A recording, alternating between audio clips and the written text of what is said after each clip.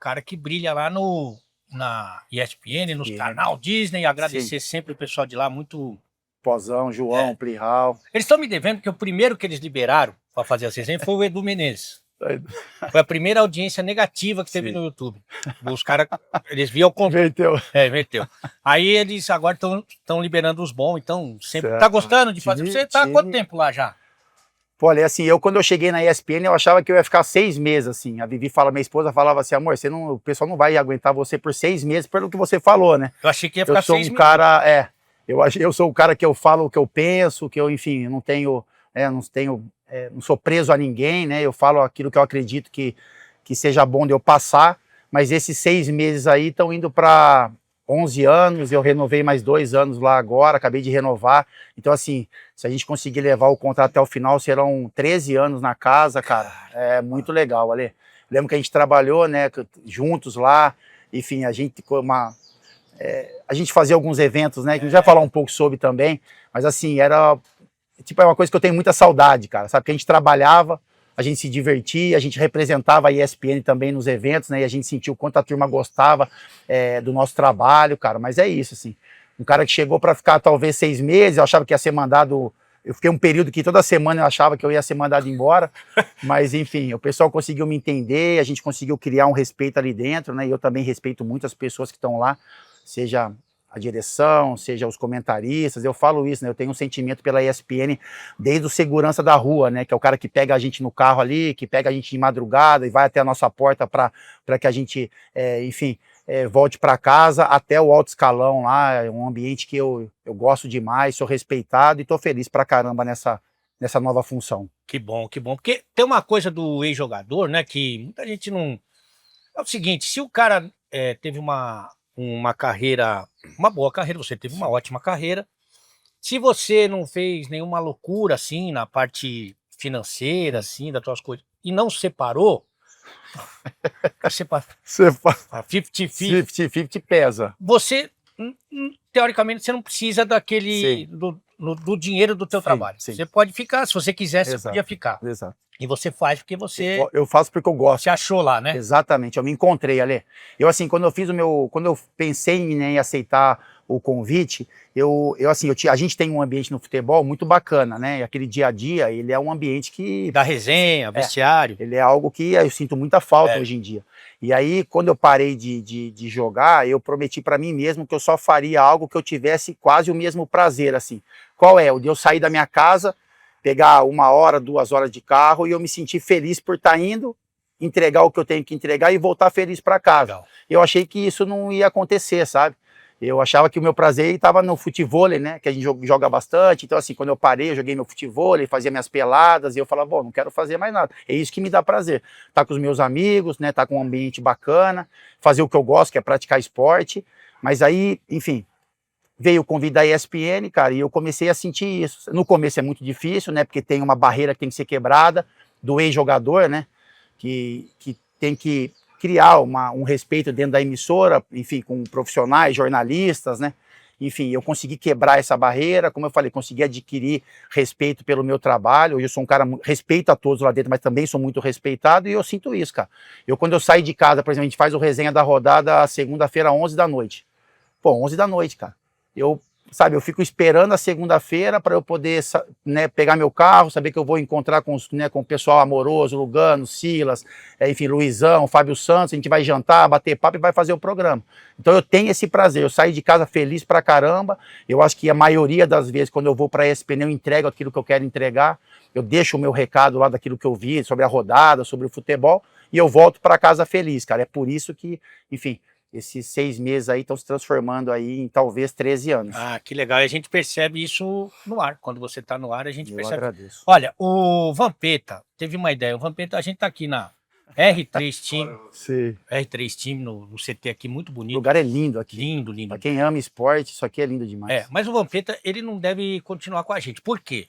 Porque eu falei, vai o Fábio Luciano lá, o zagueirão. Falou, pô, sabe o que eu vou? Paçoca, porque ele entregava paçoca. Mentira. Não, mentira. Juro por Deus. Não, mentira. É impossível o Vampeta ter falado isso. O Vampeta... Não, é impossível. Mas ele já vai pro RH já direto, né? Porque Ou ele não viu. Tem alguma coisa caindo aqui na sua conta da Paçoquita e faz Não muito tem, bem, pior assim. que não tem. Eu sei que tem. Não juro por Deus. Mas isso não fazia Paçoquita. muita parte do meu trabalho. É, mas vampeta não. Não, mentira, impossível. É. Depois você me manda essa imagem, se você tiver. Só Olha- me manda essa imagem, fala assim, não, o Fábio entregava a paçoca. Exato. Põe aí, Pokémon. Não põe, não. Bota, coloca aí, coloca. Ele vai atrás de você. A gente começou a pegar mais amizade nos eventos que o Fábio falou, que é o seguinte. Eu não sei exatamente. A gente ia agradar Sim, os clientes da da ESPN, ESPN. que repassava a ESPN Sim. lá. E aí eles pegavam sempre um narrador, um comentarista e levavam um ex-jogador, um ídolo, para jogar a final Isso. fazia um campeonato lá, a gente narrava e ficava sempre muito engraçado, né? Porque eles levavam os resenha para lá e tudo, o Edu, eu. E quem também não fazia falta na escala, vamos falar a verdade, porque os caras pegavam lá, tem jogo do campeonato inglês, campeonato alemão. Dá pra tirar. Quem que pode ir? Ah, vai o Ale, eu sempre Sim. ia sempre o outro narrador. E lá, na viagem, a gente tinha tempo para conversar, para brincar, para se conhecer, e ali eu aprendi, por exemplo, que você ficou meio que um cara que focado em negócio de investir em imóvel, né? Você Sim. foi um cara que Sim. teve isso sempre em mente, desde o começo, desde o primeiro dinheiro. Sim. É porque assim, ali, minha família, ela vem disso, né? A minha mãe, ela foi pedreira, meu avô teve 3 filhas e meu avô construía a casa, né? Ele era pedreiro, só que ele... A tua mãe era A pedreira? minha mãe era pedreira, porque assim, meu avô, ele construía, ele era construtor pedreiro, fazia casa para os outros, assim, e teve 3 meninas, né? E ele era muito bruto, assim, se você acha que eu sou bruto, você não tem noção do meu avô, assim. É maior do que eu, a mão dele é, sabe, cara de ossadura grande, sabe, mão grande. Dava até medo de chegar perto dele, assim, de tomar uma atravessada, assim, de falar alguma coisa. E ele colocou as filhas para trabalhar com ele, assim. Então minha mãe é uma guerreira, né? E eu peguei isso dela, assim. Meu pai também, ele trabalhou em banco, enfim, aí, né, conseguiu ter um pouco mais de sucesso na vida, assim, aí começou a tentar fazer um pouco de construção de casa, essas coisas, com alguns amigos dele, e eu acabei puxando isso da família, assim, muito pela minha mãe, né? Meu pai sabe muito pouco disso, minha mãe sabe tudo, assim. Eu nem sabia que tinha um pedreiro assim, Pedreira, pedreiras. exatamente. Ela e as 2 irmãs, né? E meu avô fez muitas casas para outras pessoas, assim, nos bairros aqui de Campinas, que eles são de Campinas, e eu peguei esse amor dele ali. Meu pai sempre foi o filho terra, meu pai tinha um ditado que era, filho, terra é sempre terra, terra não se perde, sabe? Enfim, é um dos melhores investimentos que tem no mundo, e minha mãe tinha muito conhecimento disso. E aí eu comecei a fazer meio que por vontade deles, né, para agradá-los, assim, só que eu entendi que era um investimento bacana, era algo que eu poderia fazer depois que eu parasse de jogar futebol. Tanto que quando eu encerrei minha carreira no Flamengo, ali, eu estava ansioso para logo, né, que tinha tomado a decisão, porque eu já queria tomar conta disso, assim, sabe? Então para mim foi muito tranquilo, eu parei de jogar, viajei um pouco com a minha esposa, né, para a gente descansar um pouco a cabeça, e depois eu já entrei nessa frente de construção, e tô até hoje, né, eu aposentei em 2009, então olha quanto tempo tem até hoje de encerramento de carreira, e eu tomei à frente, eu deixei meu pai um pouco mais tranquilo, minha mãe, levo eles hoje nas casas que eu faço só como orgulho, né, estou fazendo uma casa aqui na região para venda, e aí eu levo, né, eu os levo de vez em quando para ver, e assim, só o brilho no olho dele, sabe, meu pai se emociona, meu pai é mais emotivo que minha mãe, e aí meu pai chora, minha mãe se emociona, então tem uma questão financeira, mas tem uma questão de eu trazer orgulho para ele, sabe? Eu falo para as pessoas, eu falo, cara, eu faço isso pela questão da grana, lógico, porque é um negócio para mim, mas o meu maior prazer é ver o brilho no olho do meu pai e da minha mãe, de saber que eu estou fazendo algo que eles fizeram a vida toda, que colocaram alimento para a gente dentro de casa, e eu sinto, sabe? Não precisa nem falar, eles não precisam nem falar para mim, eu vejo no olho deles, no brilho do olhar deles, o orgulho que eles têm de eu seguir, né?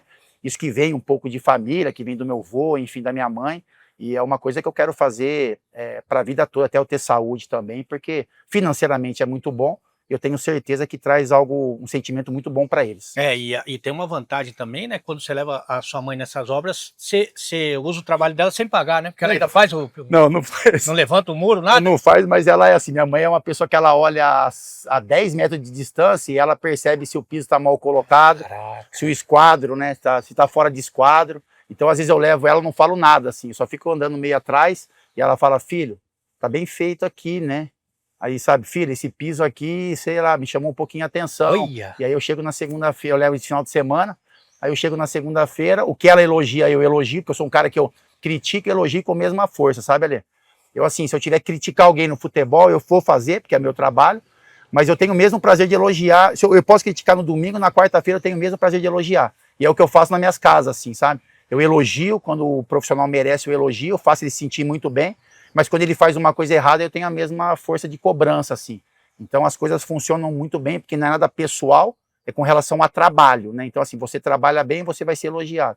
O serviço não está bem feito, você vai ser cobrado. E aí, graças a Deus, eu consegui criar, né, uma linha de trabalho ali, que todo mundo faz o serviço muito bem feito. Eu vou voltar nessa parte aí do investimento, mas quando você fala, por exemplo, critica o jogador, não é tão comum ex-jogador fazer alguma Sim. crítica mais forte para quem está em atividade. Sim. Você já teve algum problema? Normalmente é assessor que dá uma ligada, manda uma mensagem. Eu tive poucos problemas porque a pessoa, em um momento, achou que era algo pessoal, né? E não era. Eu tô falando sobre algo com relação ao trabalho dele, né? Então, assim, eu não sou um cara que... Eu não pego pesado, tento não pegar pesado para a pessoa achar que tem alguma coisa, algum problema, não, porque eu não tenho problema com ninguém, né? Até porque eu tô muito distante disso, né? Não posso falar que eu tenho amizade... Hoje, por exemplo, eu não posso falar que eu tenho amizade ou que eu não goste, porque eu não tenho contato com eles. Com quem está em atividade. Não tenho contato nenhum. Já assim, tem contato nem nenhum. com nós? Eu vou, exatamente, você imagina, sabe? Eu vou no jogo, por exemplo, tenho muito acesso ao Flamengo, tenho muito acesso ao Corinthians, e eu sou convidado, pô, vamos no campo, vamos no vestiário. Eu falo, cara, longe disso, minha função hoje não me permite. Cara. Eu vou não vou falar que eu vou na arquibancada, porque é um pouco mais complicado, mas eu vou num camarote de um amigo, eu vou numa cadeira, vejo o jogo como torcedor. Escondidinho ali. Isso, e vou embora. Mas teve, lógico que tem, de a pessoa imaginar que é algo pessoal, já teve pessoas que vieram até mim, eu consegui explicar que não eram. Às vezes eu escuto muita gente falando uma questão que é onde pega um pouco para mim, e eu também aprendo, né? A gente aprende com as coisas. Porque às vezes eu toco num lado assim, pô, a pessoa tem que se cuidar fora de campo para entregar dentro de campo. E eu tenho um pouco isso, porque eu fui um cara que tecnicamente eu não fui um Silas, não fui um Amoroso, eu tinha que trabalhar muito para entregar aquilo que era necessário.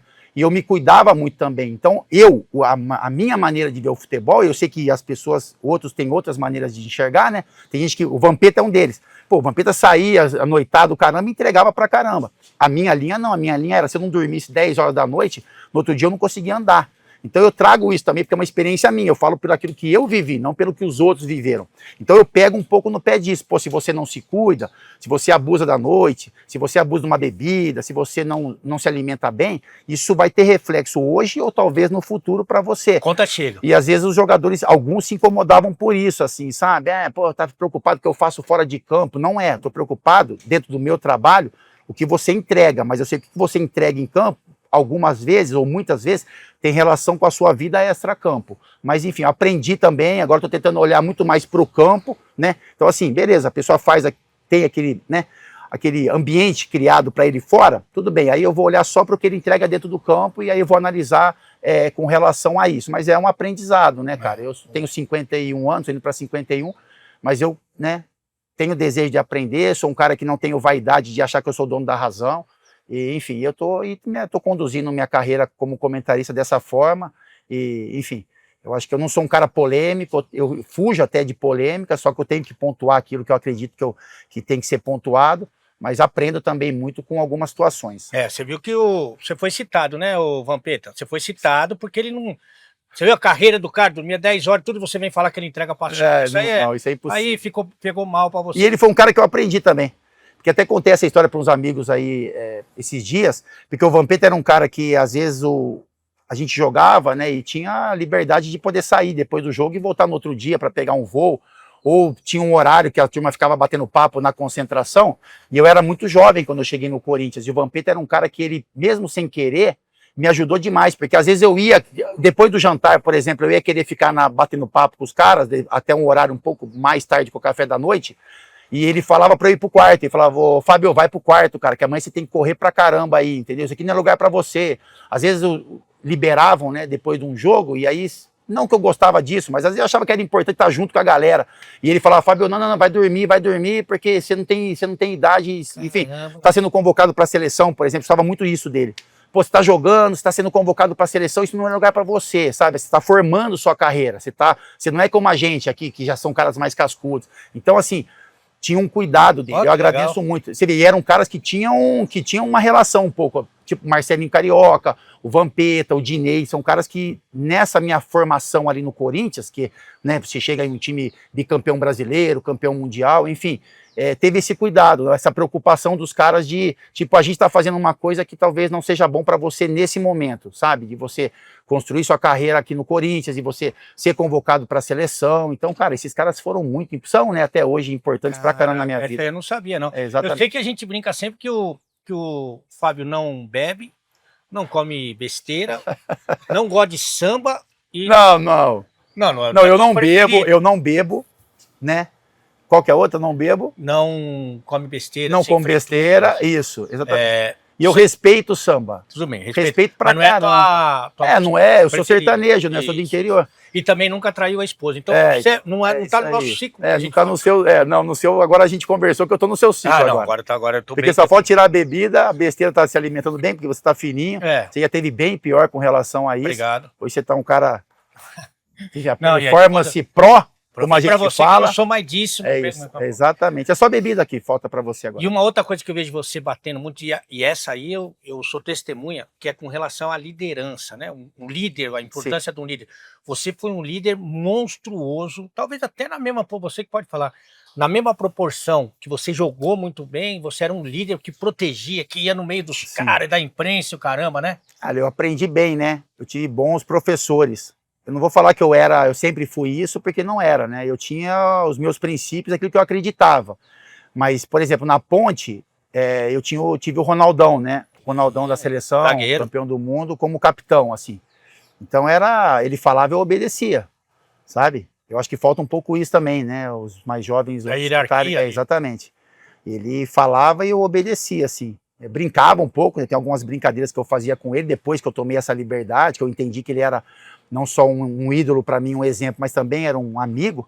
E, enfim, aprendi pra caramba. Aí eu chego no Corinthians com um pouquinho mais de, né, sabe assim, com um pouquinho mais de respeito, né, porque eu tinha feito uma boa campanha pela Ponte, aí eu pego o Fred Rincon como capitão. Então, olha quais foram as minhas experiências ali, né? E você sempre atenta. E eu atento a tudo. Eu entendia que tinha um momento certo de falar, que não adianta você falar de graça, cobrar de graça, que um olhar muitas vezes tem mais força do que a palavra, sabe? O Rincon não falava nada, o Rincon só olhava para você, você falava, morri, apanhei, acabou minha vida, num olhar assim. O Rincon falou muito pouco comigo de cobrança, só que ele olhava, ele abria o olhão, né? Abria aquele olhão e eu falava, pô, fiz alguma besteira, sabe? Então é isso, eu aprendi enfim, a cobrar com palavras na hora necessária, a olhar com respeito quando é necessário, também ter um olhar de admiração pelo seu companheiro, né, quando faz alguma coisa bacana. Então é isso, cara, eu fui bem moldado. O do Rincon, às vezes ele também passava um pouquinho do olhar, como no caso do Marcelinho. Pega pelo pescoço. Mas eu nunca peguei ninguém pelo pescoço. Não, já pegou sim. Da imprensa já pegou. Não, já peguei, da imprensa já. Quartinho, vai no quartinho. No quartinho, foi verdade. Não, mas é isso que eu falo. Se o Rincon pegou ali no pescoço do Marcelinho, é porque era necessário naquele momento. No pescoço. Eu talvez não tivesse chegado a esse ponto de ser necessário eu pegar alguém pelo pescoço. Quando foi, eu peguei, né? Mas é isso, cara. Eu tive boas referências. Faltou alguém pegar no pescoço do Edilson também. Eu tive boas referências, cara. E aí eu sei o quanto é importante daí você falou do Rincon, aí quando você vai pro Flamengo, você não vai de capitão. Não, aí quando eu chego no Flamengo já é um outro estágio, né? Mas você tinha... Quem era o capitão lá, sabe? Então, quando eu chego era o Roger Flores. Ah, não, aí... então. Mas também... o Roger falou assim, não quero.